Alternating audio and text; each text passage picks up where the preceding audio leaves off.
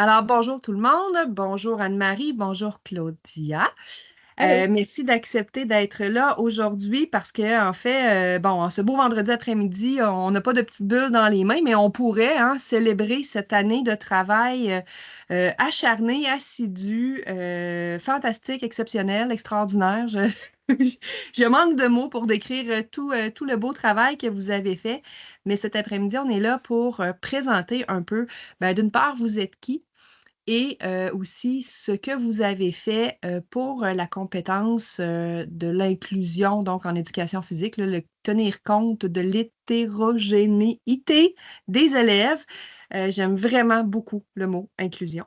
Donc, sur ce, Claudia, j'aimerais que tu te présentes, s'il te plaît.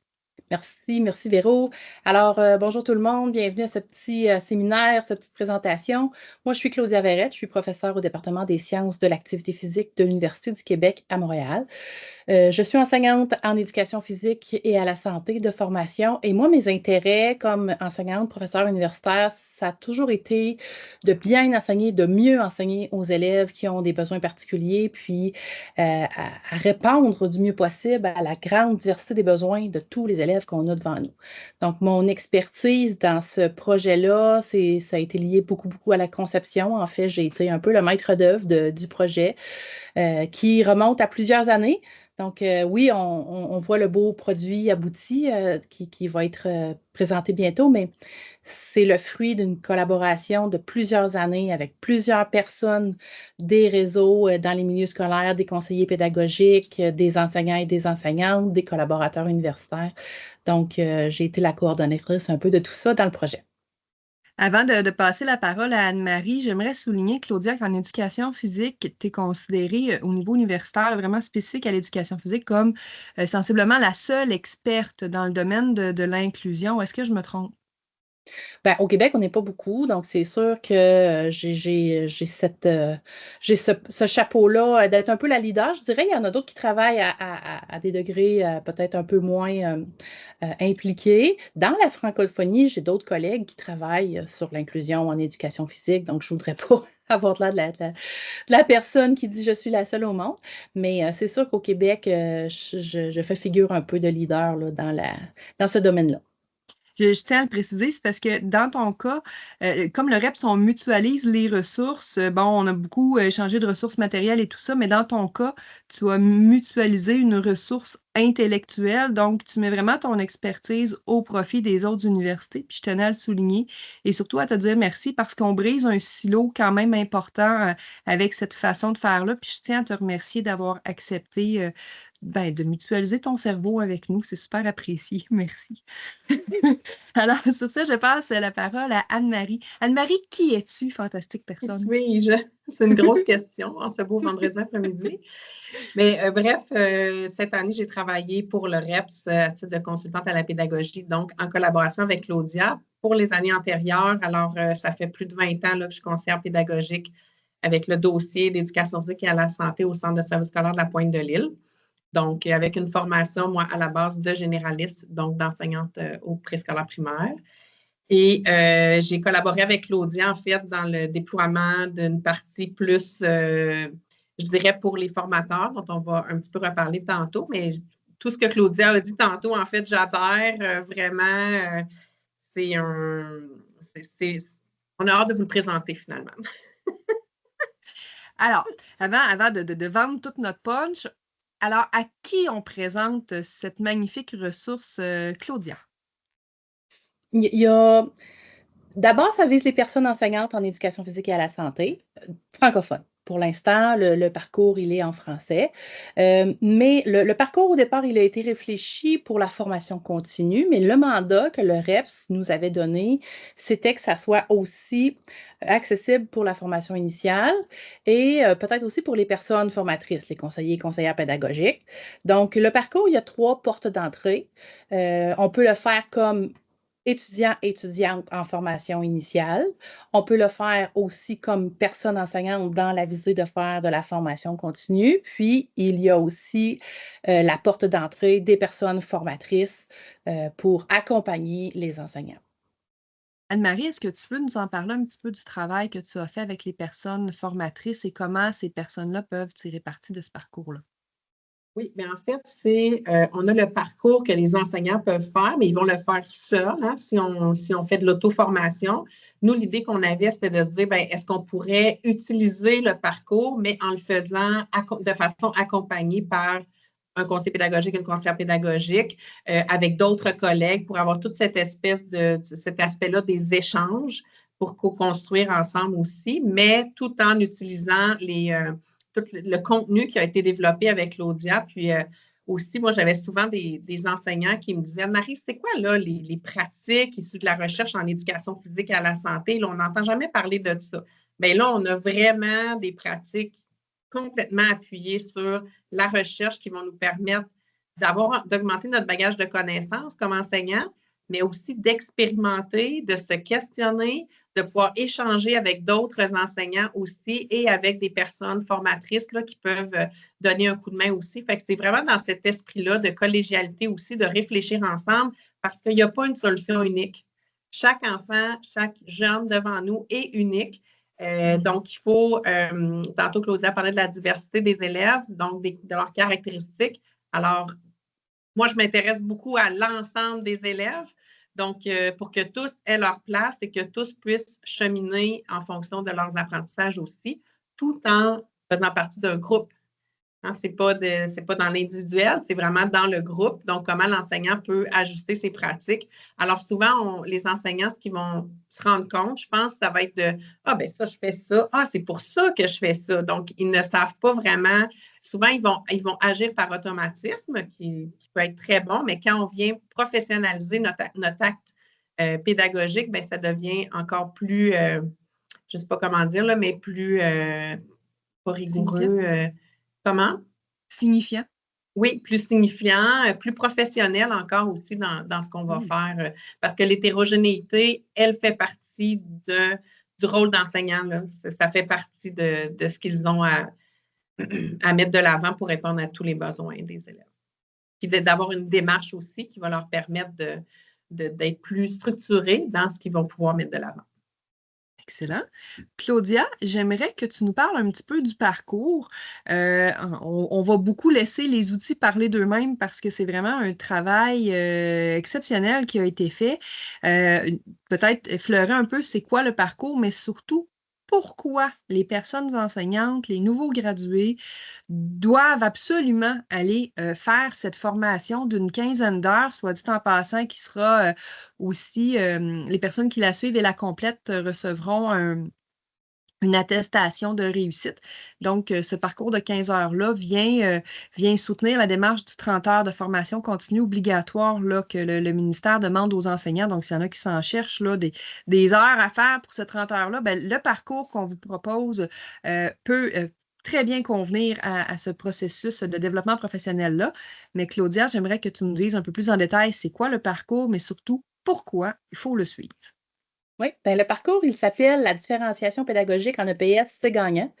C'est gagnant pour qui? C'est gagnant pour le prof, c'est gagnant aussi pour les élèves.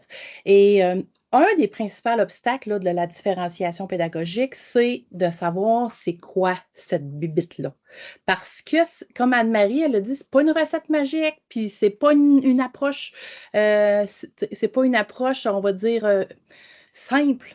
Dans le fond, l'idée, c'est de répondre aux besoins des élèves en s'inscrivant dans une démarche de pratiques éducatives qui font partie du coffre à outils des pratiques enseignantes, mais de le faire avec l'intention de répondre aux besoins des élèves. Et la grande difficulté, c'est de passer à, OK, je connais le concept de la différenciation pédagogique, à je le mets en œuvre. Qu'est-ce que je fais dans l'action? Le but de ce parcours de développement-là, c'est d'offrir 10 modules où on va passer des connaissances, donc apprendre quels sont les fondements, connaître les concepts, connaître aussi des étapes de réflexion systématique et d'action pédagogique qui vont être liées à chacune de ces étapes-là pour être en mesure après de savoir quoi faire, quoi mettre en œuvre et aussi de juger de la pertinence des actions en fonction de son contexte. Donc, il y a les 3 premiers modules, c'est des modules de connaissances. Et ensuite de ça, ben, il faut voir concrètement à quoi ça peut ressembler. Donc, on propose 3 modules qui composent une étude de cas au primaire. Donc, c'est Mme Hélène Leclerc qui a travaillé avec nous pour nous exposer tout ce qu'elle faisait en différenciation pédagogique auprès d'une classe qui accueillait des jeunes ayant un trouble du spectre de l'autisme, mais en éducation physique, ils étaient combinés avec un groupe ordinaire. Donc, il y a 3 études de cas qui vont permettre de revoir les notions, les concepts dans la réalité de Mme Hélène Leclerc. Puis, il y a une étude de cas aussi au secondaire avec M. Michel Carl qui, lui, enseigne à des groupes hétérogènes en première secondaire qui viennent de 8 écoles primaires différentes, qui ont des niveaux puis des capacités différentes. Donc, même chose, on revoit les 3 modules des actions. Donc, nos actions phares, c'est connaître les besoins des élèves, ajuster nos pratiques pédagogiques, puis suivre le progrès et réguler nos actions. Ça, c'est dans notre démarche systématique. Ça va revenir tout le temps. Donc, on va revoir dans ces actions-là, dans ces dimensions-là, qu'est-ce que M. Michel Carl au secondaire fait. Et le dernier module, ben, c'est aussi pour réfléchir à soi, à sa propre pratique, donc de situer un peu son développement professionnel à la suite de la réalisation du parcours et de faire un peu le bilan de ses apprentissages-là dans le parcours. Les modules, ils sont construits dans une hiérarchie puis une progression qui vont revenir systématiquement. Donc, il y a toujours un premier module qui va permettre un peu d'anticiper, de prendre connaissance ou de faire une espèce d'autodiagnostic des notions. Qu'est-ce que je connais là-dedans? Où je me situe? Ensuite, il y a un deuxième module qui s'appelle Je prends connaissance, qui est là vraiment le module d'apprentissage.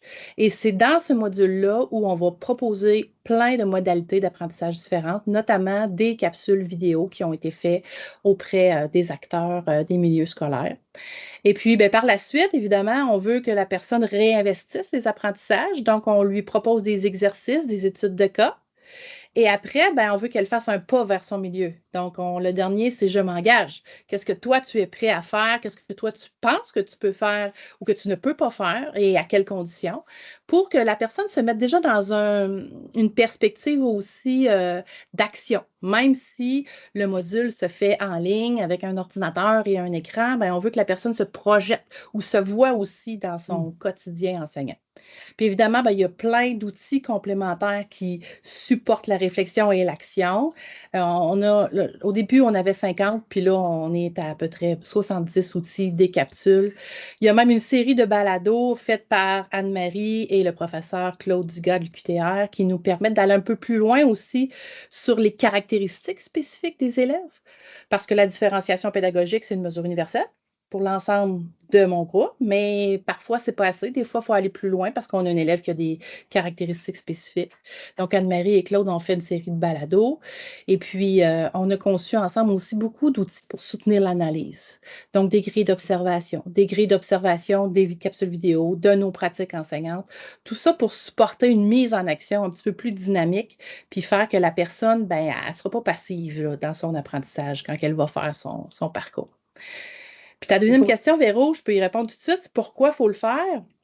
Bien, malheureusement, la différenciation pédagogique, c'est pas encore enseigné ou les étudiants universitaires ne sont pas encore exposés de façon uniforme à cette dimension-là. Il manque d'expertise peut-être un peu. Donc, ça va pouvoir soutenir les formations universitaires. Il y a peut-être même des enseignants ou des formateurs universitaires qui pourraient utiliser ce matériel-là pour aller plus loin un peu dans les apprentissages. Puis, dans une enquête là, provinciale qu'on avait fait au début du projet, là, mettons, dans les années 2016-2017, on a fait une enquête provinciale auprès de pas loin de 300 enseignants en éducation physique, enseignants et enseignantes. Puis, c'est moins du tiers qui a reçu, depuis le début de leur vie d'enseignant d'éducation physique, une formation sur l'inclusion. Donc, les gens en poste actuellement, là, ils sont bons, mais ils sont bons à cause de leur expertise pédagogique, d'expérience, mais ils n'ont pas été formés. Donc, ça va permettre d'arrimer, de bonifier la formation universitaire actuelle, mais aussi de permettre aux personnes qui n'ont pas eu l'occasion d'avoir ces formations-là d'aller chercher les nouvelles connaissances, les nouvelles pratiques actuelles là, sur la différenciation pédagogique. Et puis pour Excellent. les formateurs, en fait, à partir justement des modules, donc il y a 3 blocs de formation qu'on a mis de l'avant avec des activités là, où est-ce que les enseignants vont pouvoir, les conseillers pédagogiques vont pouvoir faire réfléchir leurs enseignants aussi et entrer dans la même démarche que Claudia vient d'expliquer. On a aussi placé des outils complémentaires qui peuvent aider des personnes formatrices ou accompagnatrices pour de l'individuel aussi, parce qu'il y a souvent des enseignants qui voudraient avoir des réponses un petit peu plus individuellement en fonction de situations très ciblées. Puis, donc, il y a différents outils là aussi qui sont associés à ce projet-là. Beaucoup de choses, hein? Je me dis, waouh, le parcours dure 15 heures, mais à la quantité d'outils complémentaires, je pense que si on passe au travers tout, on en a pour quasiment une autre quinzaine d'heures. C'est du travail de feu que vous avez fait, les filles. Bravo, merci beaucoup. Et donc, on est extrêmement fiers de lancer ce parcours-là. Avec la vidéo, aura dans les commentaires les différents liens là, pour accéder à ce parcours. Le message que moi, au réseau en éducation physique, je vous dis, c'est répandez cette belle nouvelle, cette belle formation. Oui, d'en parler, mais surtout suivez-la parce que ça va vraiment venir soutenir une éducation physique de qualité au quotidien pour tous les élèves dans vos groupes. Et ben, c'est fait par les 2 personnes qui ont la plus grande expertise en éducation physique au Québec, très concret, très pratico-pratique, je dirais. Puis moi, j'ose le dire, Claudia et Anne-Marie, vous êtes nos championnes de l'inclusion. Puis on est vraiment fiers d'avoir pu compter sur vous au REPS là, pour créer ce bel outil-là. On remercie aussi Claude Dugas là, qui a très généreusement participé aux balados qui viennent aussi soutenir le parcours de formation et les étudiantes à Claudia et tous les gens qui ont testé le parcours parce qu'on l'a fait tester par des étudiants du bac qui ont donné plein de belles rétroactions. On a ajusté les choses, on a testé auprès d'enseignants, on a testé auprès de formateurs, on a testé auprès d'universitaires. Donc, ça fait 1 an là, qu'on pose des questions, qu'on teste le matériel. Je pense qu'on peut dire mission accomplie. Maintenant, on a quelque chose de solide entre les mains. Puis tout ce qui reste à faire, ben, c'est aux personnes enseignantes et à tous les professionnels qui évoluent en éducation physique, là, ben, suivez ce parcours-là, vous ne le regretterez pas. C'est du temps vraiment très, très bien investi. Sur ce, Claudia, Anne-Marie, encore une fois, un immense merci au nom du réseau en éducation physique et à la santé. Je vous souhaite une belle fin de journée. Puis, ben, on peut vous retrouver d'ailleurs sur Facebook. On peut vous retrouver dans Anne-Marie au centre de service scolaire de la Pointe-de-l'Île, Claudia à l'UQAM. Si jamais on a des questions, on peut peut-être tenter de vous joindre aussi. Sinon, moi, le réseau, je peux transmettre l'information. Sur ça, ben, je vous souhaite une très belle fin de journée. Merci. Merci. Merci. Bye.